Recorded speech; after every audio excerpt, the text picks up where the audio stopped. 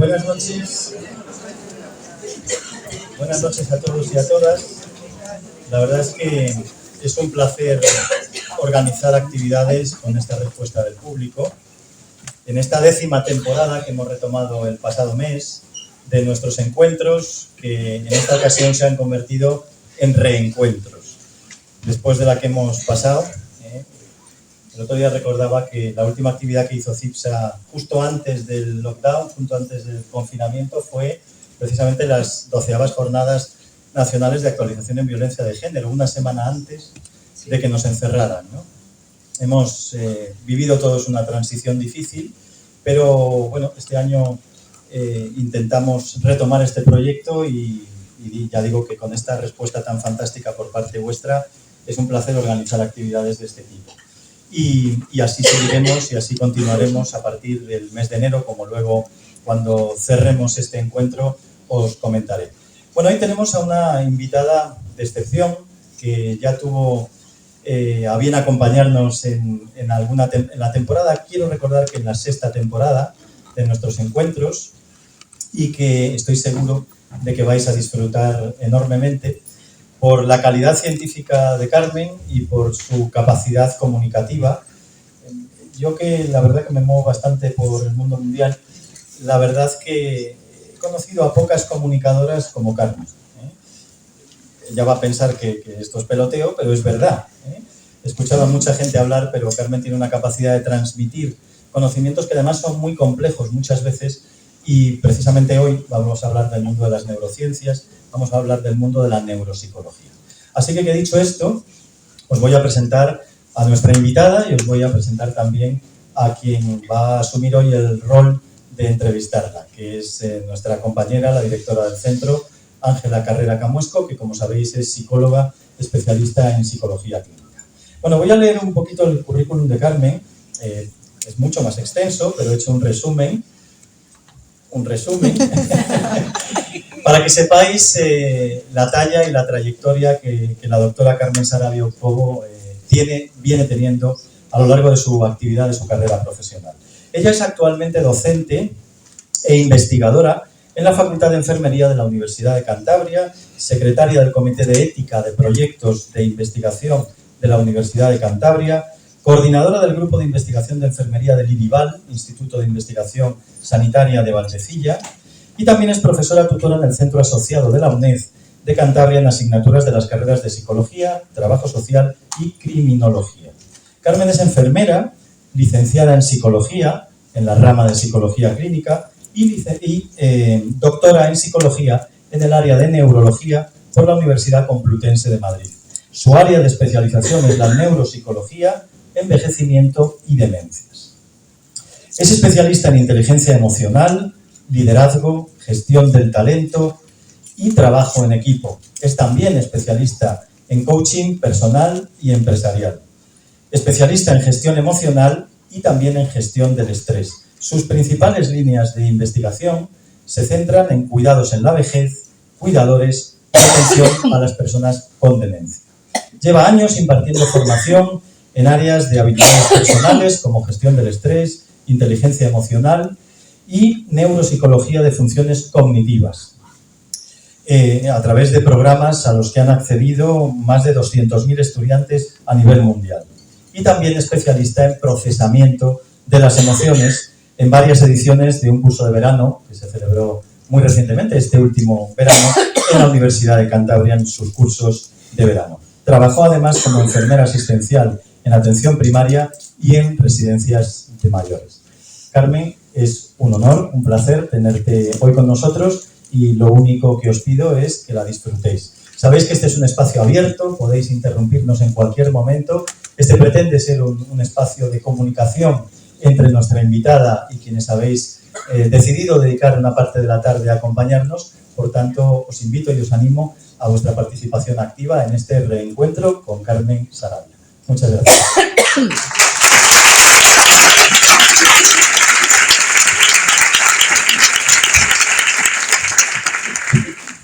Bueno, cuando tú y yo estudiábamos psicología, de neurociencias se hablaba muy poquito y mucho menos aplicada a la psicología o a las emociones, ¿no?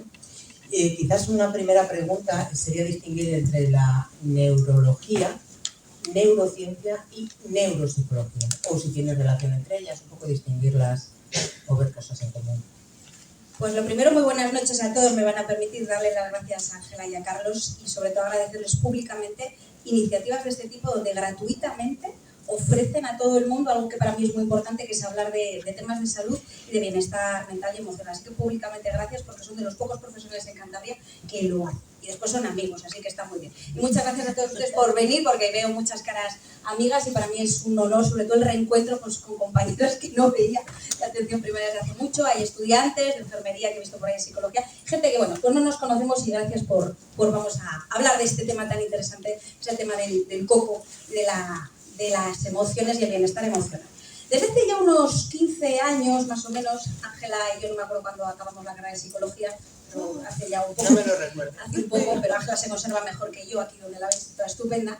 Y el tema de la neuropsicología no interesaba, porque el tema del cerebro era un rollo y nadie le estudiaba. Pero desde hace ya unos 15 o 20 años hemos empezado a ver libros que nos hablan o películas que nos dicen cómo potenciar el cerebro y todo el tema de la mente y demás, que son todo mentira, y aprovecho a decírselo, y parece que todo el mundo, cuando le cuentan esas cosas de que podemos mejorar algo y potenciarlo, pues te aferras a ello. Y desde hace esos 10 años hay un gran paraguas que habla de la neurociencia. La neurociencia es el conjunto de cualquier elemento que estudia lo neurológico, el cerebro, el coco. Y debajo de ese paraguas de la neurociencia es donde está la neurología, que es especialidad médica encargada de la patología, es decir, de enfermedades clínicas que afectan al cerebro, como el Parkinson o las migrañas, que es la especialidad que los médicos hacen a través de la vía médica. Neuropsicología, psicólogos o psicología estudiando el cerebro. En el ámbito de la neuropsicología, que es una de mis especialidades, no solo investigamos la patología desde el punto de vista clínico. Cuando yo tengo delante a una persona con Alzheimer, analizo qué perspectiva psicológica tiene mal ese cerebro, sino también desde el punto de vista de la salud. El neuropsicólogo también se encarga de saber por qué es usted inteligente y si podemos mejorar esa inteligencia, que ya les digo yo que sí. También hay gente que la empeora, también se lo digo, podemos ir a peor, como todo puede subir o bajar. Y esa neuropsicología encaja con la neurología. Y luego está la neurobiología, biólogos que investigan el sustrato biológico que hay en el cerebro, que está también muy relacionado con otro gran campo que es la psiquiatría, que es otra especialidad, porque estoy viendo que la compañera Ana es una gran especialidad que se relaciona con la neurología, pero la psiquiatría se encarga de los trastornos mentales. Con lo cual, neurociencia, megaparaguas en el cual se mete. ¿Problema que tenemos hoy con la neurociencia? Que hay mucha gente que lee un artículo o vio en YouTube o dijo Belén Esteban en la tele. Y como ya saben que eso hay muchos premios Nobel en Telecinco, eso es una palabra que va a cualquier sitio y todo el mundo ahora, sin tener mucha idea, habla de neurociencia. Potencia su cerebro en 10 minutos. Deje de estar triste en 70 segundos. No sé si me están entendiendo por dónde voy. Con lo cual, lo que tenemos que hacer los que nos dedicamos a la ciencia a la medida de lo posible es hablar desde el fundamento, que milagros solo en Lourdes, que yo no he visto ninguno cuando he ido, y que tenemos que hablarle a la gente de la realidad, para evitar sobre todo la gente, y esto ya lo digo sobre todo la gente mayor con demencias, que nos engaña. No sé si me entienden, hay mucha estafa detrás de yo le puedo curar a usted el Alzheimer o le puedo curar a usted un tumor cerebral y demás, y gente que no tiene ni idea y te vende humo. Entonces yo creo que ahí es donde yo sí meto puñas. Vale. Pues fantástica respuesta porque nos ha quedado todo clarísimo. Que parecía una pregunta como que no tenía...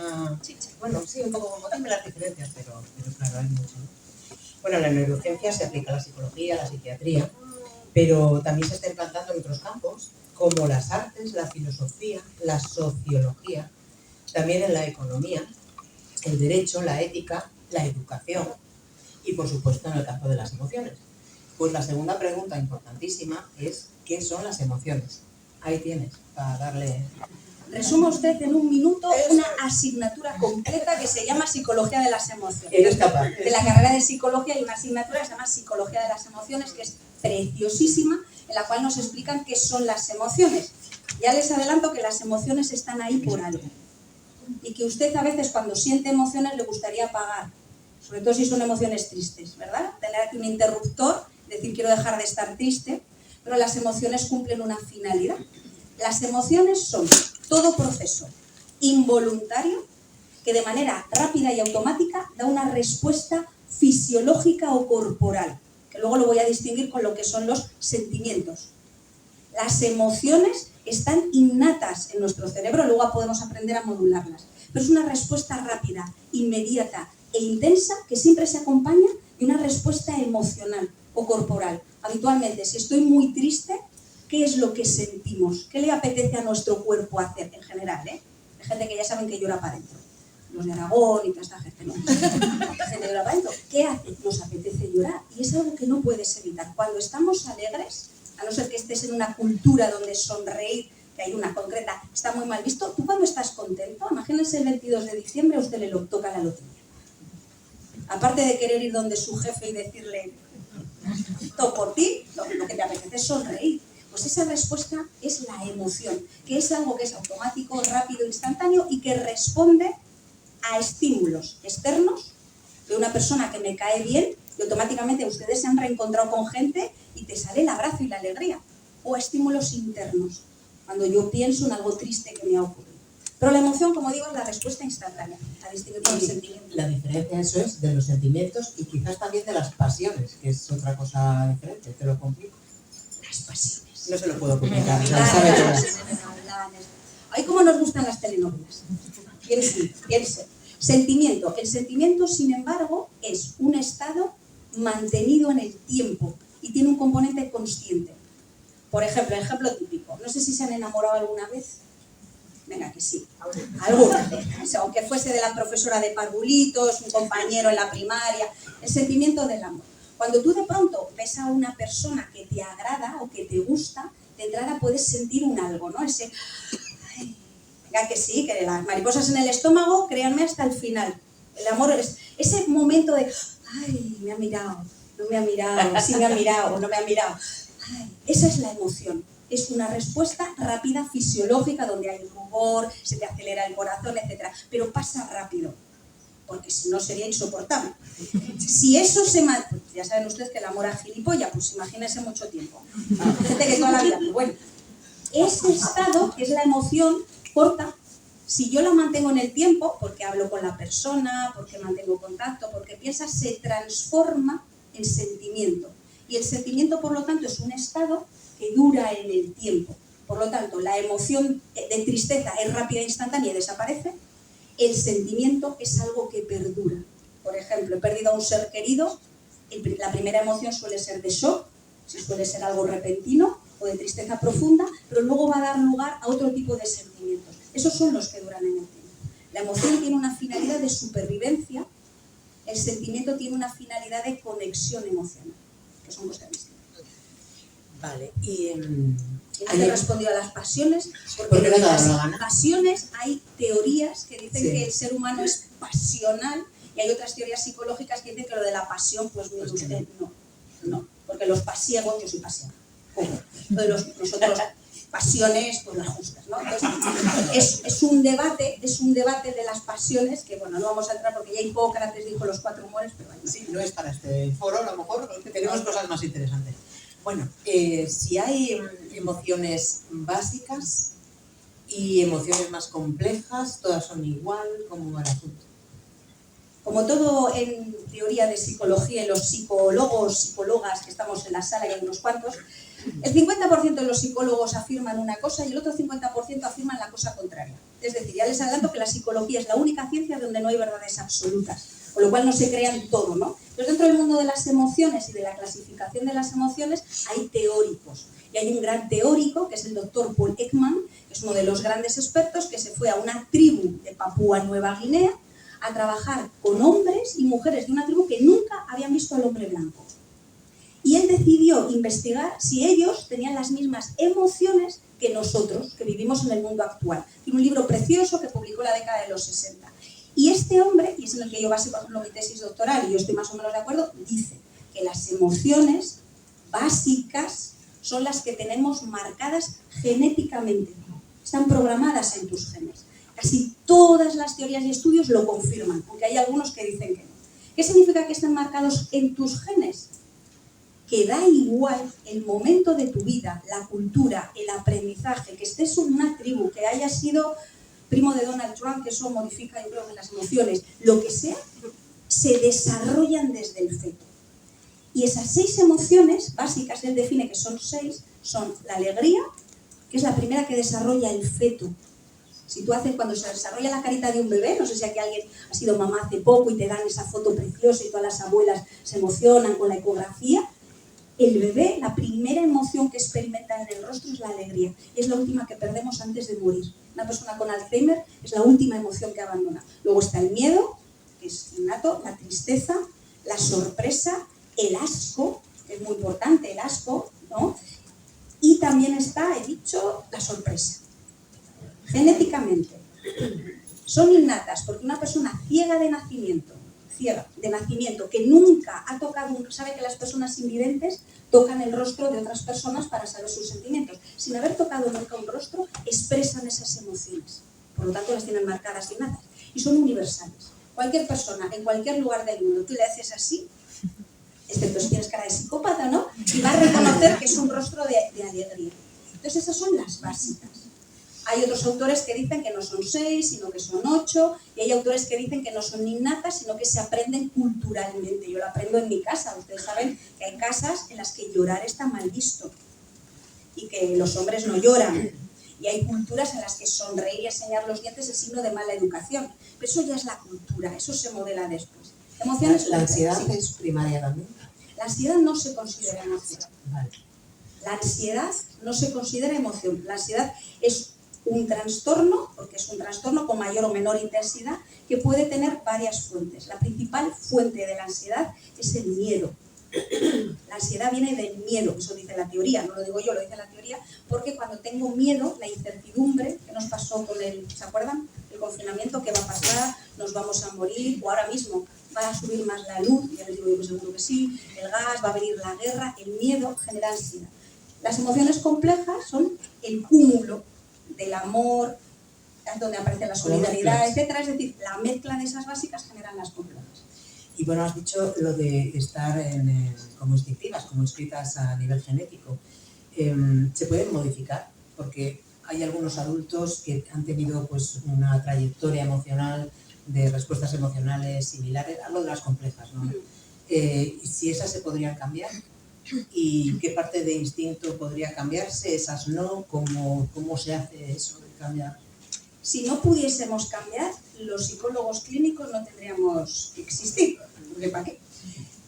Todo, y esto ya no lo digo yo, lo dice la neuropsicología, todo lo que tiene base genética se modula con la cultura. Yo puedo experimentar alegría, pero en mi casa me dicen que sonreír está mal. Yo puedo experimentar tristeza si he perdido a un ser querido, pero la cultura me dice que está mal visto. En la India saben que el color para el duelo es el blanco y que se celebra con alegría. El Día de Muertos, que lo hemos tenido hace poco en México, ¿cómo celebran el Día de Muertos? Con alegría y entusiasmo. Nosotros, ¿cómo vamos? Con tristeza y dolor. Es decir, la cultura nos enseña a modular y a expresar las emociones. Por lo tanto, si lo aprendo a modular, lo puedo desaprender a modular. Hay adultos que han aprendido un patrón emocional, que es que en su casa uno no experimenta emociones, uno no llora, uno no transmite alegría. Todo hábito que se perpetúa en el tiempo se aprende. Pero todo lo que se aprende, ¿qué pasa con ello? Que se puede desaprender. ¿Para qué nos puede ayudar? Por ejemplo, ¿para qué sirven? Porque sí, el miedo, la alegría, pero ¿sirven para algo? Están ahí por algo. Ya no solo de las básicas, sino también de las complejas. De todas. Básicamente las emociones tienen una finalidad muy importante, que es sobrevivir. Sobrevivir. Imagínense ustedes que estamos aquí y de pronto ahora entra una persona con una metralleta que nos quiere, yo ya bien, para ponerles en situación, una metralleta y les voy a disparar. Y usted de pronto tiene la parte de la amígdala en su cerebro, que es la que controla el miedo, la tiene con un tumor y no siente miedo. Usted se va a quedar así. Pues viene con una metralleta, ¿qué hago? Hablo con él, huyo, me quedo quieto. ¿Qué hace el miedo? Me van a perdonar por el miedo. Si yo hago esto, me van a perdonar, creo que su salud corporal está bien. Si yo de pronto reacciono, esa reacción que han tenido es un reflejo automático. significa que van a poder ponerse en situación cuando ocurra algo. Los que se han quedado así es porque tienen la cabeza en otro sitio. Puede ser. Pero ese miedo nos ayuda a sobrevivir para lo que sea. La alegría me ayuda a conectar, porque es la primera emoción que desarrolla el feto. No sé si se acuerdan cuando fueron padres y les pusieron, mis alumnas de enfermería irán a partos y lo verán, cuando te ponen al bebé, y a 20 centímetros el bebé, tú le sonríes y los bebés sonríen. Dices, mira que me está sonriendo el bebé, pero es un acto reflejo por las neuronas espejo, porque si yo sonrío, un bebé, los adultos no, los bebés, sonrío a un adulto, genero en ustedes unas neuronas que se llaman espejo, que automáticamente, de manera instintiva, hacen que quiera criar a esa cría.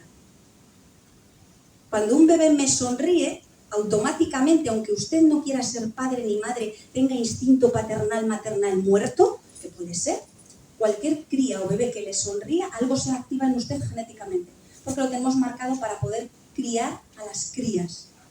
Con las personas mayores no nos pasa. Con lo cual, primero, supervivencia y segundo, elemento social. Usted y yo somos animales sociales. Nadie puede vivir aislado de la sociedad antes de los 3 años. Pregunta. ¿Qué pasa cuando una persona, lo mismo que usted me está diciendo de la metralleta, y la persona se queda completamente sin ninguna posibilidad de reaccionar? Lo cual eso lo hace inútil a la sociedad si tienes la posibilidad de ayudar a otra persona, pues que no se puede ayudar ni a sí misma. ¿Qué pasa con esas personas que no pueden, que están viendo la situación, la están viendo venir y no pueden? ¿Tenemos algo o algo nos pasa? Con lo cual, aprovecho para explicar una cosa. Las emociones son una línea entre dos extremos. Con lo cual, dentro de la alegría, yo no estoy alegre siempre. Puedo pasar de la alegría extrema a su cara contraria, que es otra emoción, que es la tristeza. Con el miedo pasa igual. El miedo es una emoción que es una regla. Me puede poner en una situación, ya entraríamos en el tema de estrés, en una situación donde el miedo me activa, ¿no? Por ejemplo, lo que nos dedicamos a la urgencia y tal, si ahora pasa un infarto, estoy segura que los sanitarios de esta sala salimos, nos sale automático, lo aprenden ya desde el primero de carrera.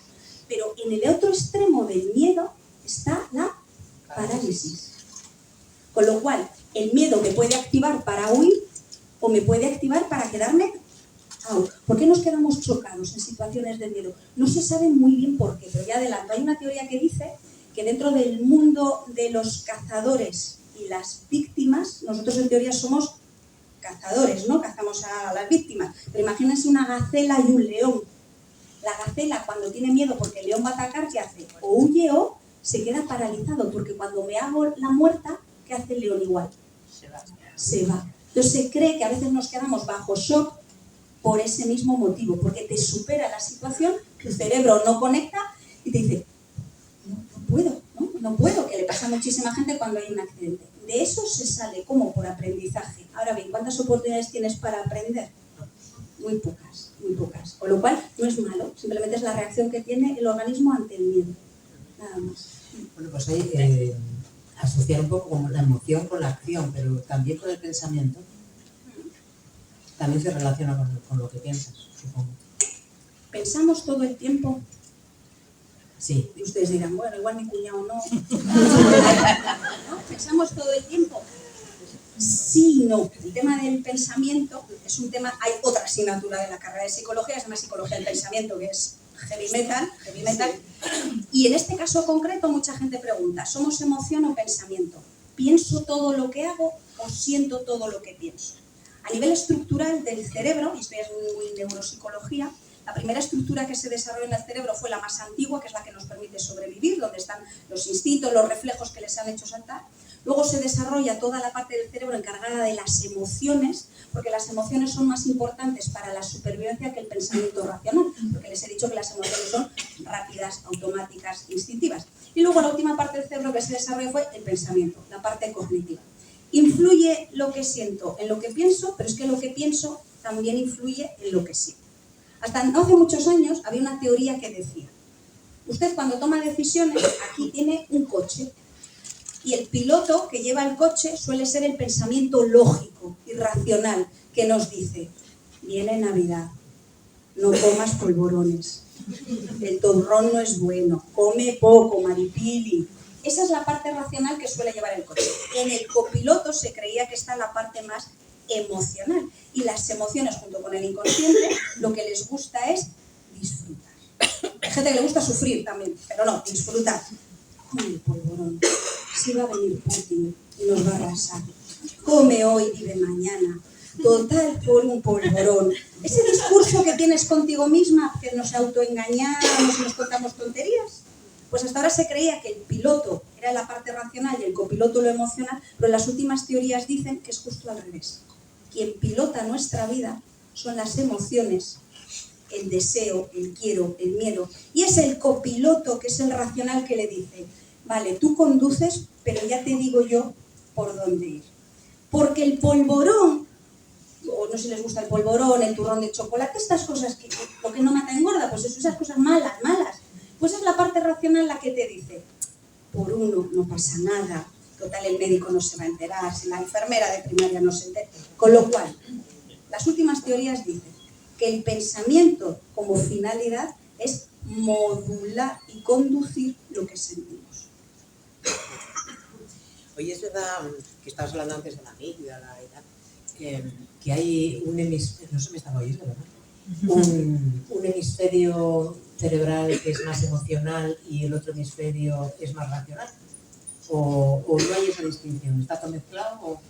Esto seguro que lo saben todos, porque esto todo el mundo lo dice y sale en la entrevista. Lola, hasta Belén Esteban lo dijo. Tenemos dos hemisferios, el hemisferio derecho y el hemisferio izquierdo. Igual que los sesos ¿han visto los sesos de una vaca o de un cordero cuando van a la carnicería? Pues el tuyo es lo mismo, pero un poco más grande. Sesos, hay dos hemisferios, el derecho y el izquierdo.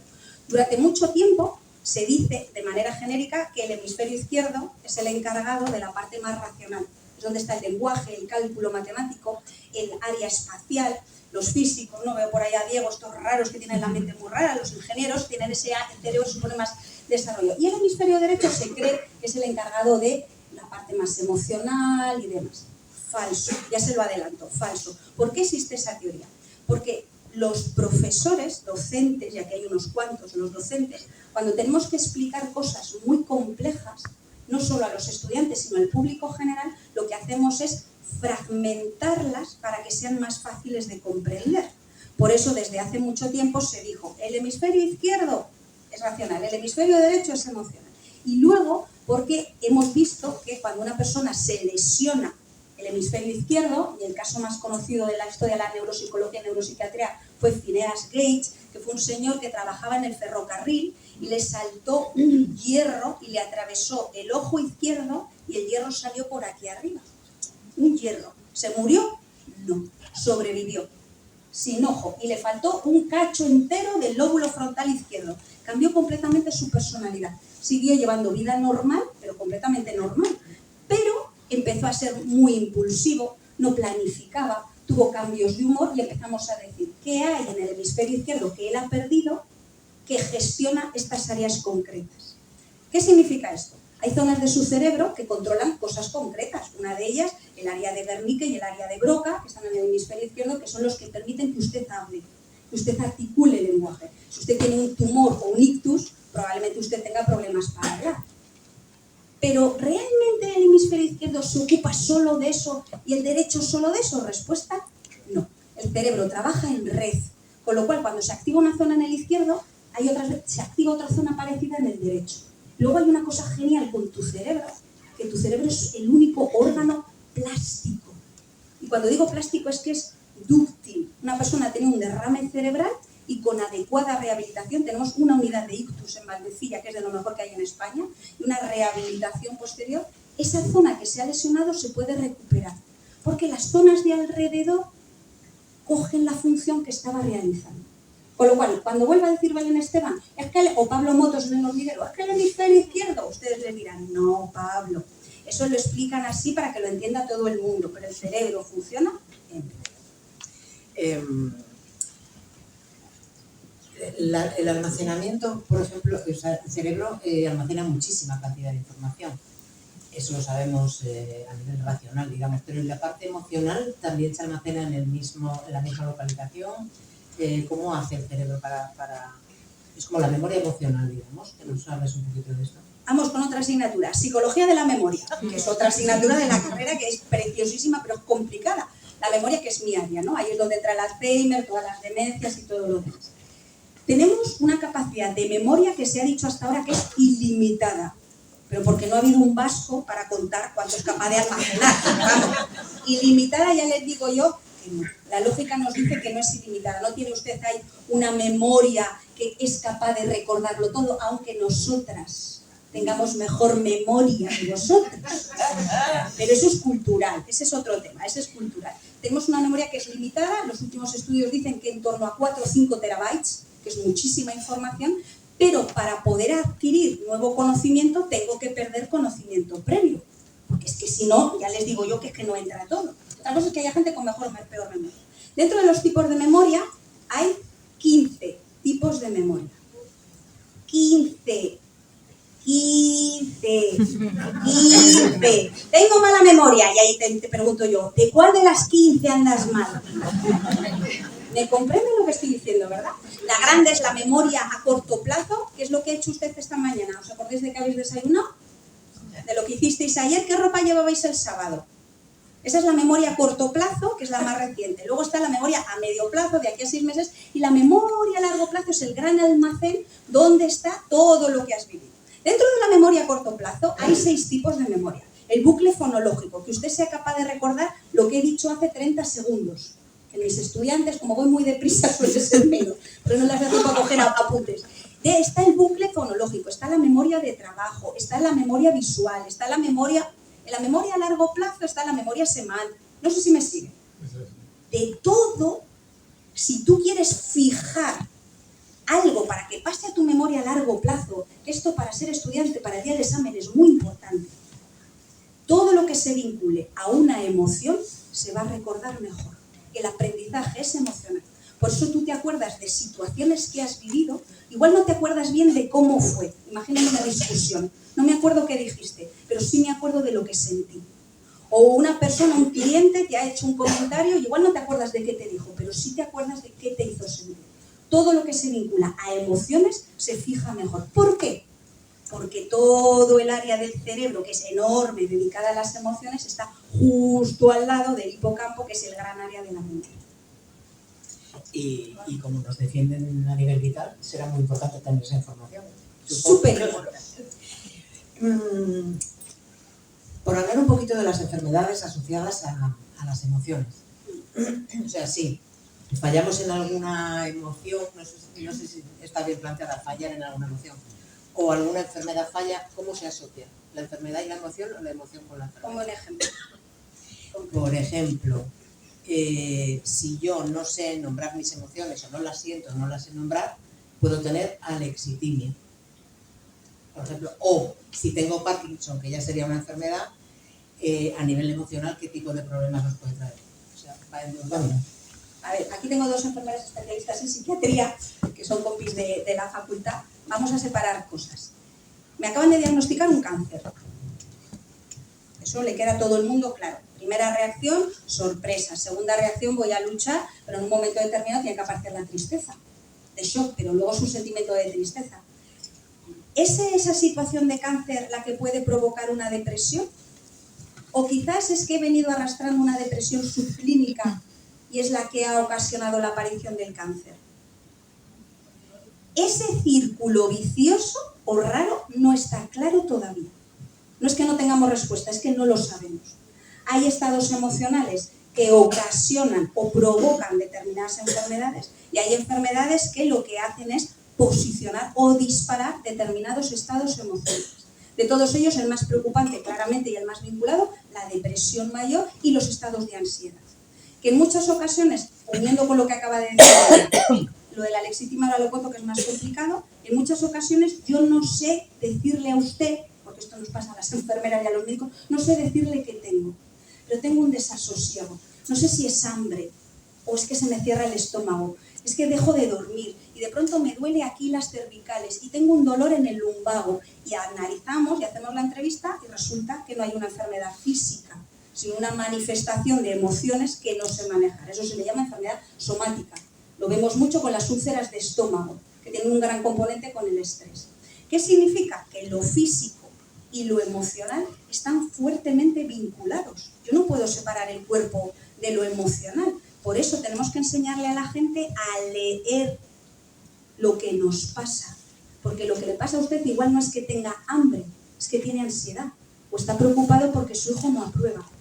La gente, nadie nos ha enseñado a identificar, estos son nervios que se nos meten en el estómago, que dice el saber popular, nadie nos ha enseñado a identificar que este dolor que tengo aquí es fruto de las preocupaciones, con lo cual esa parte de conocimiento físico-emocional no la tenemos. Uno con la lexitimia, que es otra cosa. ¿Qué es la lexitimia? Que ya da salud mental. ¿Cómo lo explicamos? La lexitimia no es un trastorno y es un elemento en el cual tenemos una persona delante que es incapaz de reconocer emociones, de sentirlas y de expresarlas. Es un término complicado. Es una persona que es incapaz de decirte si está triste o está alegre y da igual lo que sienta, siempre lo siente igual. Es como una especie de persona plana emocionalmente, que es algo como muy complicado. Es como que no siente, a no confundir con los psicópatas, que ese es otro tema distinto, donde ahí no hay emociones, pero sí sabe de qué va. La lexitimia se relaciona con muchos trastornos psicológicos, depresión, ansiedad y a veces también con el shock emocional. Una persona que acaba de sufrir un traumatismo, cuando yo he trabajado con mujeres que han sufrido una violación, se quedan en shock, borran el episodio violento y entran en alexitimia. No son capaces de sentir mucho, o sea, hablo de estrés postraumático, ni tristeza, ni alegría, es como si hubiesen desenchufado el cerebro. Alexitimia tiene un detalle curioso, 10% de la población tiene alexitimia, mayoritariamente hombres. Hombres. ¿Por qué? Manolo, ya no me dices nada bonito. Diego, ya no me quieres, es que sois unos raros. No se sabe muy bien por qué la lexitimia igual tiene que ver con un tema cultural, un tema de expresión de emociones, pero como digo, es un trastorno complejo. Había por ahí una pregunta. Bueno, puedo hablar algo. Venga, dale. Es que tengo buena voz. Por ejemplo, la depresión mayor, en principio cambia la estructura neuronal, las conexiones sinápticas. O bueno, hay estudios que dicen que cuando entras en estados depresivos ya de larga duración, las conexiones sinápticas del cerebro se modifican. ¿Hasta qué punto se puede retomar esa modificación cerebral? Depresión mayor. Vamos a entrar con depresión. ¿Me dejas entrar con depresión mayor? La depresión mayor es un trastorno que tiene que diagnosticar un médico, con lo cual no vale decir estoy triste. Depresión mayor es una enfermedad muy seria que tenemos que tomarnos muy en serio. Aprovecho para decirlo. Y el estigma no es decir, ay, tienes una depresión, anímate, sal a pasear. Toda una persona con 2 piernas rotas, dices, anímate, sal a pasear. No. Bájate la fiebre. No, bájate la fiebre, no. Con lo cual, el problema que tenemos con las enfermedades mentales es que como no vemos una similitud con una enfermedad física, le quitamos importancia. La depresión mayor es la principal enfermedad de salud mental a nivel mundial y la que genera más discapacidad en todo el mundo. Y así que no diagnosticamos. Para diagnosticar una depresión mayor tiene que ser entre 3 y 6 meses los síntomas mantenidos. No es que esté triste una semana porque suspendió los exámenes. De 3 a 6 meses. Y tiene que afectar a tu vida personal. Ya no puedes ir a trabajar, tienes malas relaciones y demás. Y aquí métanle, me quiero morir, sentimientos de inutilidad, apatía, que es la desconexión. Lo del cambio de las estructuras cerebrales, que durante un tiempo ha habido algún metaanálisis que dice que nuestra estructura cerebral cambia cuando hay depresión, pues acaba de derribar, lo que te recomiendo que lo leas, busca The Lancet. The Lancet es una de las grandes revistas de medicina, saca un metaanálisis hace un mes diciendo, comparando, no sé si son cerca de, no me acuerdo del estudio, 3.000 personas con depresión mayor versus 3.000 personas sanas. No hay ni un solo cambio morfológico anatómico, con lo cual esa teoría ya se nos ha desmontado. Y ahí es cuando salen los psicólogos diciendo la depresión mayor tiene una causa orgánica pero viene modulada psicológicamente, con lo cual solo tomar pastis no ayuda, dicho por ahí. Pero el cerebro cambia, de hecho hay modificaciones reestructurales. Para que se hagan una idea, no es que cambie mucho el cerebro, hay gente que no cambia, ¿vale? Pero en términos generales, la estructura de su cerebro, las conexiones cambian cada 20 minutos. Con lo cual, el cerebro que ha entrado hoy por esa puerta ya no va a ser el mismo que salga, a no ser que no me hayan hecho caso de otras cosas que puede ser. No está claro, pero esto no solo para la depresión, sino para otras enfermedades de salud mental, psicosis, que se cree que tienen una base muy biológica que es la que cambia la estructura. Lo que sabemos es que hay un déficit de sustancias. En el caso de la depresión mayor tenemos que dar todo el tema de la dopamina y la serotonina, pero el cambio de la estructura, digo, ese metaanálisis nos lo ha derribado por completo. Yo voy como cambiando de tema, pero claro, es que si no nos metemos con la depre y eso sería otro tema. Bueno, yo quería hablarte de mitos, que yo creo que hay mitos respecto a las emociones. Por ejemplo, que hay emociones positivas y negativas. ¿Eso es verdad o es un mito? No es un mito, es una clasificación que utilizamos los que nos dedicamos a neuropsicología. De hecho, cuando clasificamos las emociones, pero es una clasificación para la investigación. Para la investigación.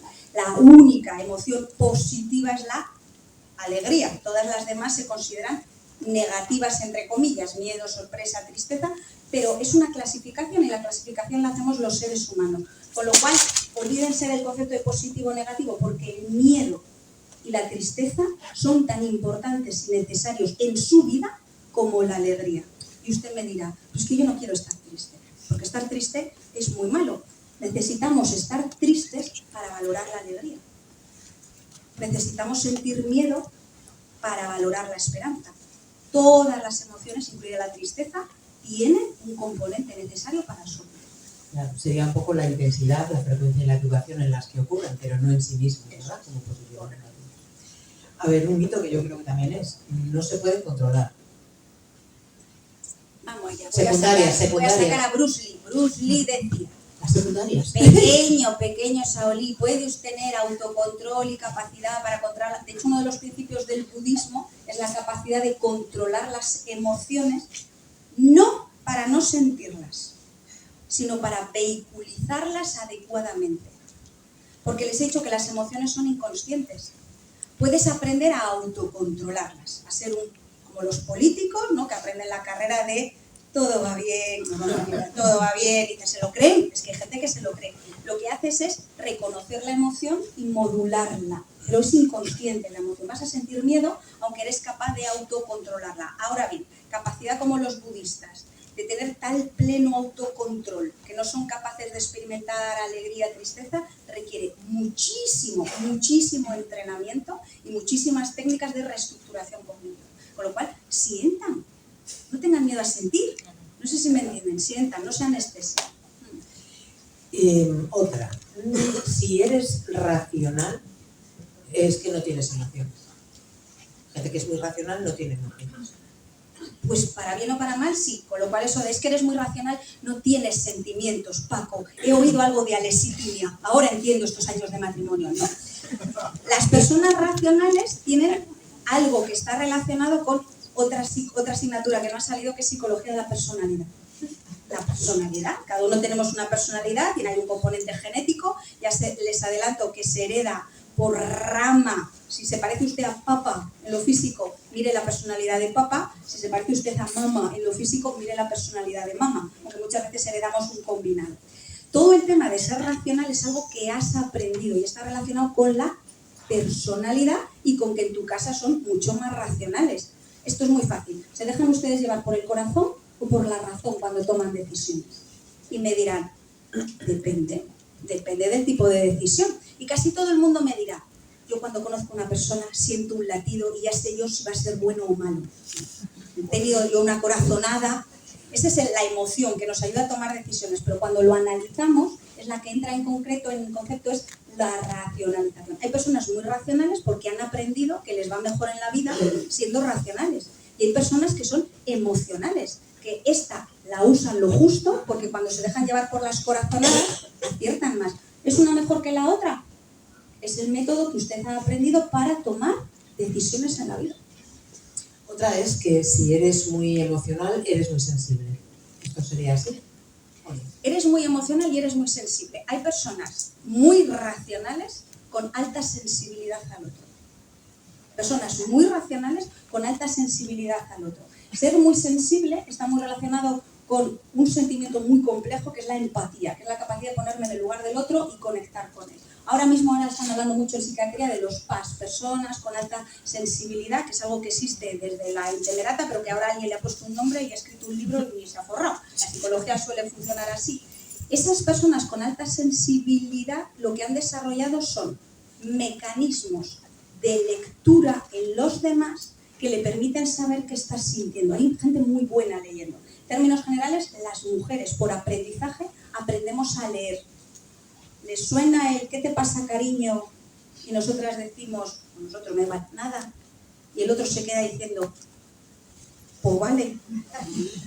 Eso es aprendizaje, eso no es genético, eso es aprendizaje cultural. Con lo cual puede haber personas muy racionales con alta sensibilidad y personas muy emocionales con cero de sensibilidad. Porque la emoción miran hacia adentro. No sé si me siguen. Igual ni lo uno ni lo otro. Un tema que me gusta a mí mucho y es la música y las emociones, ¿no? ¿Cómo influye la música, digamos, en la estructura cerebral y luego en nuestra parte emocional? La música conecta directamente con lo más básico del cerebro, que son los órganos de los sentidos. La primera entrada que tenemos de información en el cerebro es a través de los órganos de los sentidos, donde está el olfato, la vista, el gusto, etcétera, etcétera. De todos los órganos de los sentidos, el primero que se desarrolla en el feto y el último que perdemos es el olfato. Es el más básico y el más arcaico, pero lo hemos perdido en la sociedad actual. Por eso cuando alguien nos huele bien, o la casa de nuestra abuela huele algo rico, o los que hemos trabajado en hospital, ¿no? A veces en esa época donde olían mal, automáticamente un mal olor que genera malestar, tristeza, un buen olor que genera alegría. ¿Qué órgano del sentido afecta a la música? El oído. El oído. ¿Qué hace la música? Despierta en nosotros algo muy bonito, que es el simbolismo humano. Los seres humanos somos simbólicos. Ya en la época de Altamira dibujábamos simbólicos bisontes, porque el simbolismo ayuda a conectar con otro tema que es la imaginación, el insight, no viene el caso. La música conecta con el valor simbólico automático. ¿Te puede gustar el reggaetón o no? Pero que algo te genera fijo. No te deje indiferente y dice la Rosalía, o te encanta o dices, lo odio. Puedes escuchar un paso doble y te encanta o te odio, pero no te deja nunca indiferente. La música siempre genera respuesta emocional. Por eso, de todos los órganos de los sentidos, si algo nos conecta, es la música. También puede ser la estética, ¿no? Los que se dedican al mundo del teatro, las artes escénicas, la fotografía. Diego es muy buen fotógrafo. Puedes ver una fotografía, una pintura y también te puede decir algo emocional. Pero no es tan genérico en todos los seres humanos. Pero la música sí, porque fue el principal elemento conector, junto con pintar en las paredes en las cuevas, que nos conectaba. La música va directamente al recuerdo emocional. Con lo cual hay canciones y hay sonidos. ¿Se acuerdan ustedes de su primer amor? Venga, el dúo dinámico, ¿no? Por la edad media, ¿no? Eso conecta directamente con las emociones. Usamos hoy la música ¿para qué? Terapia. ¿Qué usamos con una persona? Yo que trabajo con personas con Alzheimer muy avanzado, que ese cerebro está totalmente destrozado, que ya no conectan con nadie, que directamente le pones una canción, y les voy a contar un caso muy rápido, de un señor, ahora utilizamos mucho, Padre Meni lo tiene, las salas multisensoriales, salas de estimulación, donde ponemos a una persona a oler algo o a escuchar una música y parece que se activan. Este señor era un celador de Valdecilla, que tenemos en la residencia de Santa Lucía, que tenía una apatía completa, un Alzheimer muy avanzado en su silla de ruedas, no conectaba con nada, da igual lo que le dijésemos, la comida, era una persona con una cara totalmente inexpresiva, muerto en vida. El Alzheimer es esa tristeza, ¿no? Ese cerebro estaba apático y de pronto vino una sobrina de México, porque no tenía hijos, el señor nos decía, pues mi tío cuando era joven cantaba ópera. Y dije, yo, Pavarotti. Y allá fue la Sarabia, le puse Pavarotti, el oso le mío, y aquí el señor, que llevaba 10 años sin murmurar palabra, se puso a cantar el oso le mío. Y la cara que se nos quedó a nosotros, yo todavía me acuerdo, la cara que se me puso de escuchar, y él cantaba el oso le mío porque conectó lo que él cantaba de joven con una emoción con lo que él recordaba. Con lo cual, si quieren fijar algo emocional, bonito, una persona mayor, con Alzheimer, ustedes mismos utilicen la música. Da igual que sea Rosalía, o reggaetón, o Manolo Escobar. Algo que a ti te haga, porque si hay algo que conecta con cualquier persona es precisamente la música. ¿Emocional? Persona altamente sensible. Empatía. Bueno, ¿cómo está la...? No sé si hablarte de la ética o de cómo anda la investigación ahora que se está trabajando más. Lo digo porque la ética igual nos lleva rato y igual nos apetece que te pregunten ellos. Cuéntame en qué se está investigando. Pues ahora mismo ha salido publicado esta semana en una revista muy importante de medicina respecto al Alzheimer, que ya por primera vez tenemos un fármaco que ha pasado ya pruebas. es un beta-amiloide que lo que hace es evita la cascada amiloide y tenemos ya esperanza para el Alzheimer. Respecto a otras enfermedades como el Parkinson, hemos avanzado, bueno, increíble, de una persona que camina a otra que no camina.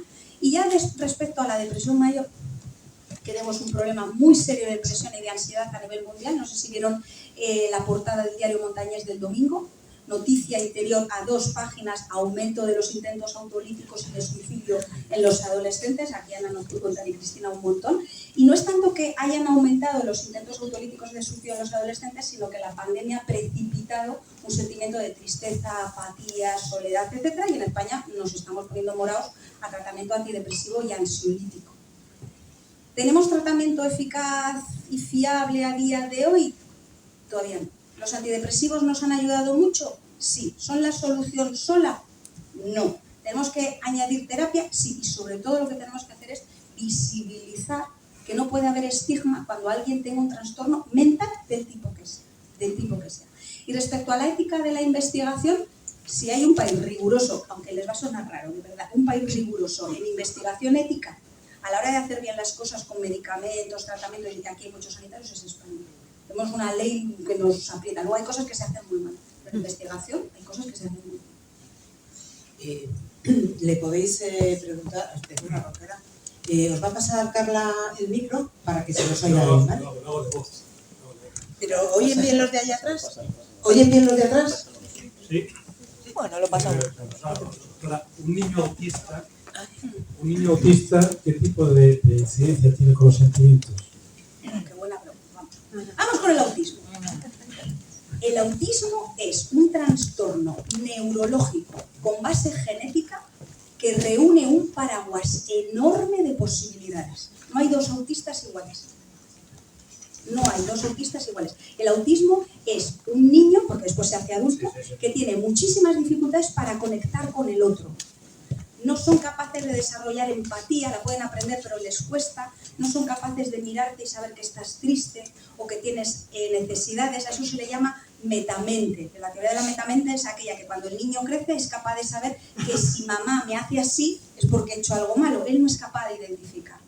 Hay algo en esa estructura del cerebro que gestiona, que tengan dificultades para reconocer pensamientos y para reconocer emociones. Con lo cual, dentro del autismo, que hay un espectro importantísimo, de hecho hay un premio Nobel de hace 2 años que tiene espectro autista, y es un físico, ahora de los nombres no me acuerdo, soy unos raros físicos, tiene espectro autista, en el cual es un genio en lo suyo, pero en conexiones humanas, conexiones emocionales, esa parte del cerebro no funciona. ¿Por qué? No se sabe. Si alguien pregunta cuál es la causa del autismo, no se sabe. Hay una parte genética, hay algo que tiene que ver con el desarrollo durante el feto, hay algo que estuvo expuesta a la madre, no se sabe. Pero sí que es verdad que el autismo tiene afectación cognitiva, a veces tienen dificultades en el lenguaje y en el aprendizaje, y también se conecta con esa área del cerebro relacionada con las emociones. Aprenden a detectar emociones a base de aprendizaje, pero no porque las sientan.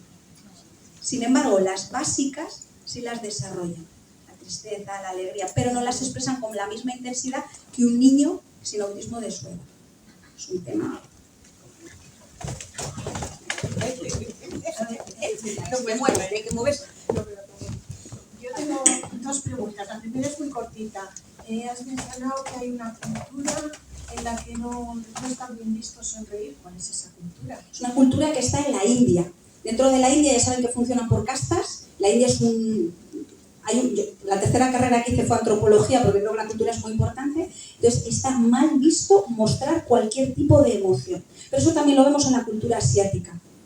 En Japón tú no puedes manifestar emociones de ningún tipo porque está muy mal visto. Por eso ven a los japoneses que siempre tienen la misma cara.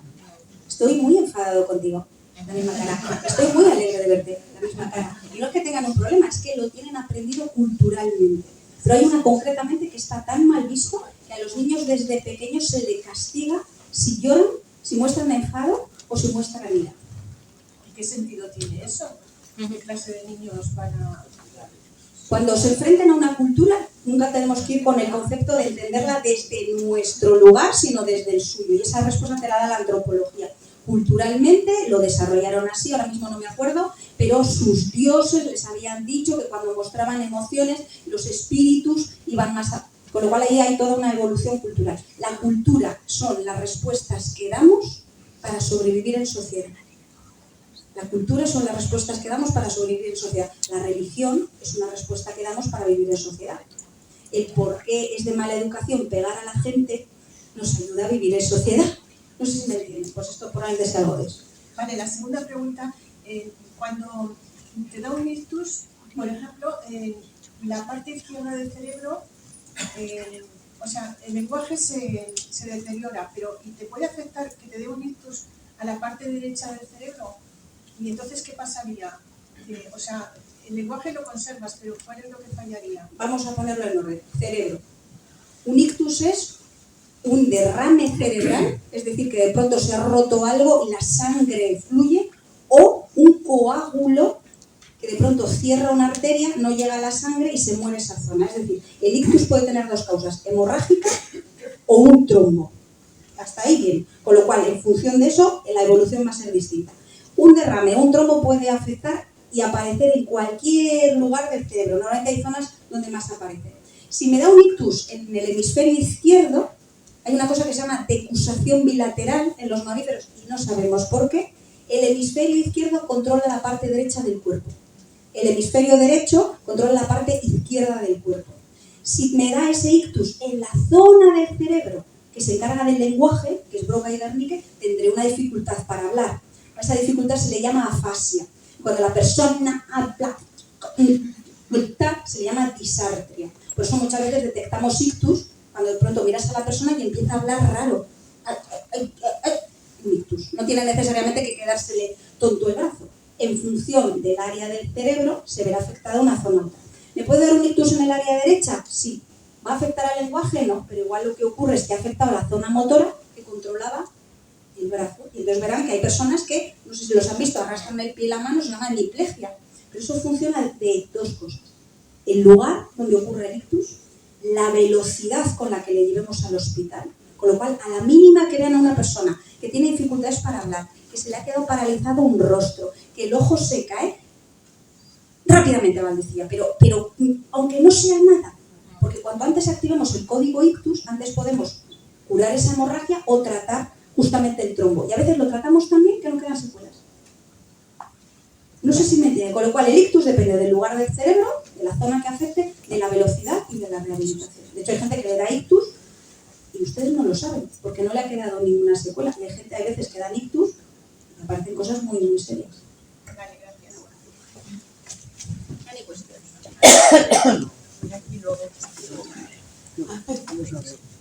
No postergar la procrastinación como actúa.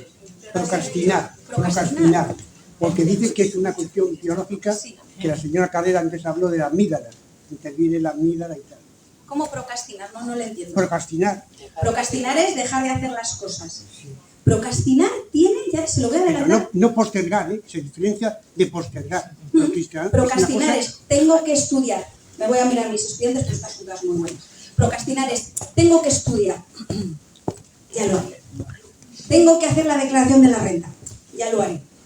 Curiosamente hay un estudio, hay una tesis doctoral preciosa que dice que la gente que procrastina es más creativa e intuitiva. Ahí lo dejo, porque lo de dejarlo a última hora es como que la presión te queda más remedio y lo haces mejor. Y es una tesis preciosa. La procrastinación se aprende. A procrastinar aprendemos, por lo que sea. O porque mi madre y mi padre han procrastinado, o porque me va mucho mejor dejarlo a última hora. Es un aprendizaje. Pero tiene que ver con algo que se llama teoría de la personalidad. Si volvemos a empezar. Si tú eres una persona muy ansiosa y nerviosa, raramente vas a procrastinar. Porque lo quieres tener todo bajo control, tener plan B. En cambio, la gente que es... Tranquilo, ya lo haremos. ¿Qué prisa?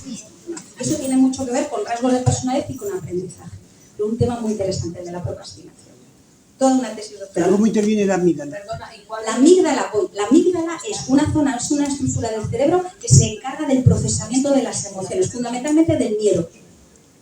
Pero no tiene que ver con la procrastinación, porque la procrastinación es un hecho consciente que yo llevo a cabo.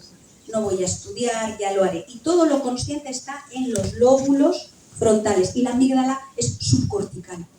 Por lo tanto, plano inconsciente, que tiene que ver con la parte también racional, pero es más plano subconsciente. Lo de ya lo haré, eres voluntario. O sea, tú no dejas de hacer algo inconscientemente. No sé si me entienden. Porque si fuese inconsciente me dirían mis alumnas, es que mi inconsciente, pues no hice la tarea, Carmen, a tiempo, porque me lo dijo. Pues, ellas no, que son muy buenas, lamentablemente. Carla. Solamente que me gustaría que comentaras un poco más el tema de la psicopatía que has comentado antes. Psicópatas del mundo, voy muy rápido. Los psicópatas, porque tiene mucho que ver. El psicópata, que hay un 10% de la población general que se cree que es psicópata, un 10% mínimo. El psicópata, ya hablo del libro, del biológico de verdad, es una persona que tiene un déficit químico en el desarrollo de las hormonas y neurotransmisores que me permiten identificar las emociones en el otro. Una de las más importantes, la capacidad de desarrollar empatía. La empatía es que yo ahora mismo te diga que se me ha muerto un hijo de 3 años. Tú igual no tienes hijos, pero automáticamente conecta contigo y una emoción que es perder a un hijo tiene que ser muy duro. Y ahora mismo te digo, me he quedado en la calle sin trabajo. Me han desarrollado un cáncer de mama. Todas las personas que estamos aquí somos más o menos empáticas. Eres capaz de conectar con mi emoción y decir, qué duro. O todo lo contrario, me ha tocado la lotería, me voy a divorciar, porque ya no soporto más y me voy a vivir al Caribe. A que lo entendéis también, hay una conexión. El psicópata reconoce las emociones, pero él no las siente. Reconoce las emociones, pero él no las siente. Me voy ya a algo más chachi, ¿vale? General Killers. Yo doy clase en criminología, General Killers, ¿no? Estos asesinos psicópatas en serie son incapaces de percibir el sufrimiento que están generando. Y además tú les preguntas, ¿no sientes arrepentimiento por el daño que estás causando? Soy incapaz de sentirlo. Es tan potente lo de la psicopatía que Estados Unidos, que tiene una legislación muy especial, ya ha realizado toda una tesis para decir que estas personas tienen un déficit de determinadas sustancias químicas que les impide reconocer las emociones, para que eso sirva como atenuante en el Código Penal. En España eso tururú. Afortunadamente, creo yo, porque a fin de cuentas tendrá un déficit químico, pero es plenamente consciente de su voluntad. Es decir, tiene carácter volitivo, sabe que hace daño intencionadamente. ¿Todos somos psicópatas? Sí. ¿Por qué? Porque, como he explicado antes, todo el continuum de emociones y sentimientos va en función de intensidad. Entonces, hay gente que la empatía les cuesta más, o igual están más próximos a la psicopatía. Por eso dicen que un buen jefe o un buen dictador es un poco psicópata. Hay gente que nació para dirigir el infierno. Son jefes de empresa. El psicópata, ya por ponerlo muy en clase, hay gente que por ahí, ya voy a ser un poco bruta, pero me van a entender, que son personas modelo HP. A ver los años. Incluso hay HP Gran Premium. Y eso hay que identificarlo rápido. ¿Entiendes lo que estoy diciendo? Con lo cual, esto ya es ética. Entramos en la moral, lo que es bueno, lo que es malo, pero el psicópata es consciente de que te está arruinando la vida, lo disfruta y no se arrepiente, porque no ve tu dolor. Aquí hay alguno por ahí. Pero bueno, dentro del mundo de la psicopatía, y después, bueno, ya está todo el tema de los sociópatas. A no confundir, el sociópata es la persona que le cuesta mucho conectar y vivir en sociedad. No soportaría estar aquí un sociópata, no habla con la gente. Es otro, está muy cerca la psicopatía, pero no la sociopatía. Y el psicópata es un gran manipulador. Porque son personas, habitualmente el patrón, con alto coeficiente intelectual. Es decir, suplo ese déficit emocional con muchísima inteligencia. Por eso son manipuladores, capacidades de persuasión, gente brillante. Pero ese es otro tema. Eso ya da para la asignatura de psicopatología y criminología. No sigo, que nos ponemos nerviosos. Pero hay mucha gente buena en el mundo. Ya aprovecho a decirlo. El altruismo, el te ayudo a cambio de nada, viene marcado genéticamente en los seres humanos. Viene marcado. Dice, ¿por qué me has ayudado si no vas a salir en Instagram ni nadie te va a reconocer? ¿No? Que ahora vivimos mucho, por eso se llama el premio social, ¿no? Lo hago para que me ayudes o me devuelvas el favor, ¿no? Hay gente que ayuda sin esperar nada a cambio. Y hay como que algo les llama a serlo y no son Madre Teresa. Que Madre Teresa tenía también su aquel. Y ese altruismo viene marcado genéticamente, lo cual nos da esperanza en que hay cosas muy malas en el ser humano, pero también hay cosas que son extraordinarias. Así que psicópatas. Hola, Carlos. Mira, la ansiedad... Que Pégate el micro. Pégate un poco el micro. La ansiedad, que es algo que hace sufrir tanto a la gente o nos hace sufrir, ¿eso se puede llegar a aprender a controlar la ansiedad, a saber los síntomas y cuando aparecen, sin tomar medicación, sin tener que ir al médico, decir, ¿y por qué? Eso creo yo, creo que en una ocasión me lo dijo un médico, pero ¿por qué la gente que padece de ansiedad tiene características comunes? Precisamente porque hay un cambio. Voy a contarlo súper rápido, súper rápido. Cuando yo me tengo que enfrentar a una situación de estrés, una situación de incertidumbre, me voy a la época del confinamiento, que yo creo que la tenemos todos aquí más o menos fresca, no hay que olvidarlo. Me van a confinar, no sé si me van a echar a la calle, no sé si nos vamos a morir todos. Las enfermeras, aquí ha habido gente que ha tenido que salir con bolsas de basura a trabajar. Perdona, Carmen, pero yo me refiero a la ansiedad sí. cuando no viene por ningún problema, cuando no viene como respuesta a nada, pero sigo. Vale. Cuando yo me desencadeno ante una situación de estrés, tengo dos posibles respuestas. La ira o la agresividad, el esto no está pasando, o la ansiedad, que es una respuesta.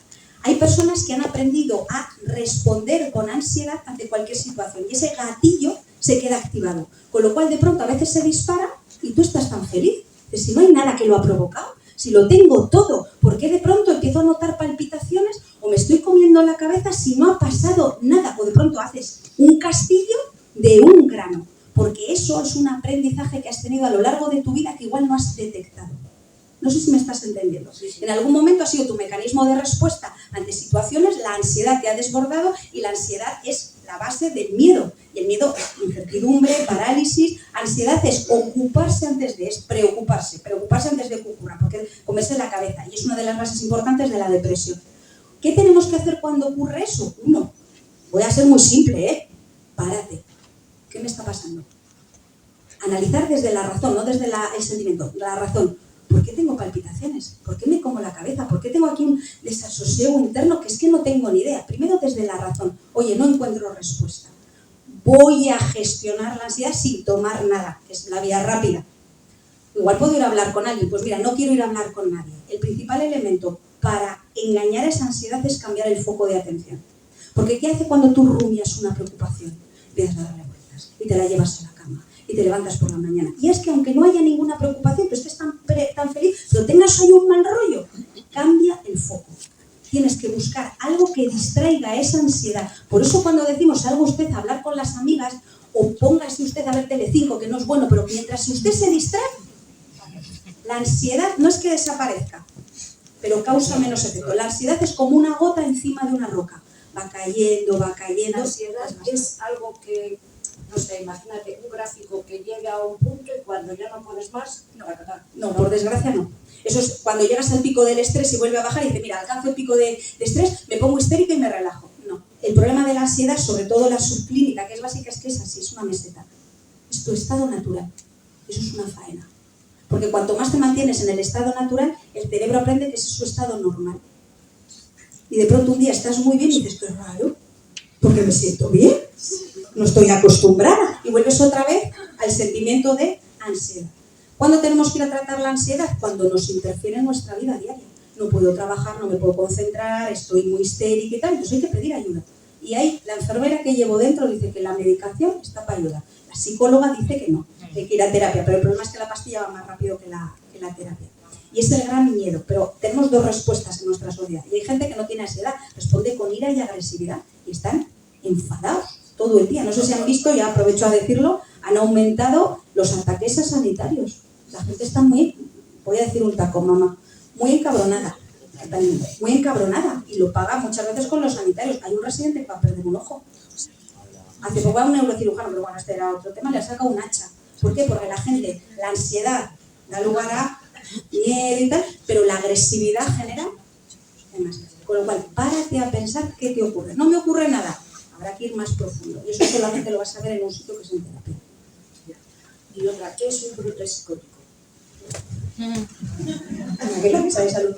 Un brote psicótico es una enfermedad que siempre ha estado ahí, aunque eso todavía no lo tenemos muy claro, si la psicosis siempre ha estado ahí o no, hay un componente genético y demás, es todo desencadenante que genera una alteración de mi contacto con la realidad. Dentro de los brotes psicóticos, los clásicos, ahora no porque ha cambiado la cosa, teníamos estudiado en gente joven un detonante en los hombres era ir a la mili y un detonante en las mujeres era el primer hijo, no el matrimonio. El primer hijo, y de hecho hay todavía algunos brotes, ahora ya con la gente joven tenemos problemas con cambios en el estudio, desadaptación, pero un brote psicótico es esa situación que a veces está causada por una causa, que es ir a la mili o tener un hijo, y otras veces de pronto es un cambio de la aceptación de la realidad. Una persona con psicosis de pronto desconecta con el medio y puede tener alucinaciones, pensar que tú eres Hitler y me quieres matar, es decir, sintomatología de todo tipo. Tiene una base genética, pero no está muy clara. Tiene una base biológica, pero tampoco está muy clara, y tiene una base dentro del campo de la psicología, con lo cual es de todos los terrenos, para mí la psicosis, el más complejo. Yo creo que de tratar dentro de la salud mental, no sé qué opináis. Pero ahora ya lo digo directamente porque ya son especialistas en salud mental. Ana, ¿qué opinas? Sí, bueno, tú en esto estarás más formada que nosotras, ¿no? Ya te digo yo que no, por eso os lanzo. Pero los estudios dicen cosas diferentes. Depende un poco del enfoque o del profesional, perciben una base más biológica, con la neuroimagen y demás, como comentabas antes, y como cualquier enfermedad mental, pues multicausal, ¿no? La multicausalidad, ¿no? Una serie de factores que pueden sumar o restar a lo largo de la vida para que esto llegue a ocurrir. ¿No? No es que tenemos unas papeletas de base o las compramos. Eso es.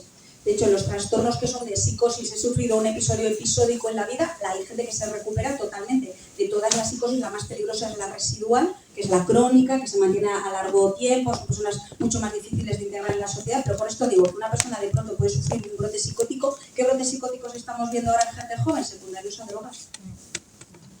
Tú ahora te metes un chute de cocaína, que está ahora, por cierto, ha vuelto a bajar el precio para que la gente consuma, o de anfetaminas o la cantidad de drogas sintéticas que hay por el mundo, la marihuana, a veces en un consumo con alcohol, da unos brotes psicóticos, pero está bien porque detectamos la causa, la eliminamos y ya está. El problema es cuando de pronto aparece un brote psicótico sin que haya antecedentes familiares, ni genética, ni nada por el estilo, pero se recuperan esos. El problema son los otros. Pero bueno, pero eso ya es un tema. Estaríamos aquí horas. Bueno, Carlos ya dice que nos vamos para casa. Estaríamos horas escuchándote, Carmen. Ha sido, creo que para todos, un placer tenerte con nosotros esta noche. Bueno, a todos y a todas invitaros a nuestro próximo encuentro, a nuestro próximo reencuentro. Haremos Pellas en diciembre, es Navidad, así que aprovechamos también desde CIPSA para desearos un año magnífico. Peor que los últimos, creo que no puede ser. Dicen que lo bueno de lo malo es que siempre puede ir a peor. Entonces, desearos, como digo, un buen año nuevo. Y invitaros a nuestro próximo reencuentro, que será el próximo miércoles 25 de enero, en el que vamos a continuar esta conversación, porque vamos a hablar de psiquiatría. Bajo el epígrafe de conocer la psiquiatría para poder aceptarla, vamos a tener con nosotros al doctor Jesús Artal Simón. Él es médico psiquiatra, es especialista en psiquiatría, como digo, y jefe del Servicio de Psiquiatría del Hospital Universitario Marqués de Valdecilla. Y, a mi modo de ver, una de las voces más autorizadas dentro del mundo de la psiquiatría en Cantabria. Y le vamos a tener con nosotros, en este caso, entrevistado por la periodista Leticia Mena, que es periodista del diario Montañés y además es responsable del proyecto Líderes Impulsa, que es un proyecto de liderazgo que está desarrollando en Cantabria con muchísimo éxito. Por tanto, invitaros para acompañarnos también a ese nuevo reencuentro, 25 de enero, y animaros también a que recojáis las invitaciones con cierta rapidez, porque la verdad es que esta vez nos hemos visto un poquito desbordados. Carmen, muchísimas... Nos encanta estar desbordados, ¿eh? Nos encanta. Lo único que queremos es poder responder a todo el mundo. Esa es nuestra preocupación. El no poder llegar a todos. Efectivamente. Ángela, muchísimas gracias por tu entrevista. Carmen, muchas gracias por habernos acompañado. Y a todos vosotros, gracias por haber invertido este tiempo con nosotros. Muchísimas gracias y buenas noches.